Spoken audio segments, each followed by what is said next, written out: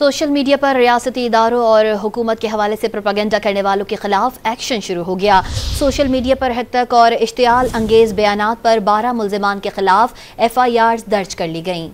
मजीद जानते हैं don news के नुमाइंदे ताहिर शिरानी से। जी ताहिर शिरानी, बताइएगा, एक्शन शुरू हो गया है, क्या कार्रवाई की जाएगी इन मुल्जिमान के खिलाफ? मुल्जिमान के खिलाफ FIR दर्ज करने का अमल शुरू कर दिया गया है और इब्तदाई तौर पर 12 मुल्जिमान की निशानदही करके उनके खिलाफ FIR दर्ज कर ली गई है। मुल्जिमान में ज़ीशान साजिद, फ़हीम खान, मोहम्मद अवैस, मंचोर, अजीज अहमद, साद अदनान खुर्शीद, मोहम्मद असद, मलिक असमतुल्ला खान, इनायतुल्लाह, सुल्तान महमूद खान, कलीमुल्लाह और औरंगजेब शामिल हैं।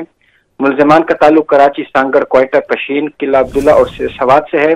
ज़राए के मुताबिक मुल्जिमान सोशल मीडिया पर हतक आमेज, बगावत पर रुखसान और रियासती अमूर में खलल डालने वाली सरगर्मियों में मुलविस हैं, इसलिए उनके खिलाफ ये कार्रवाई की गई है।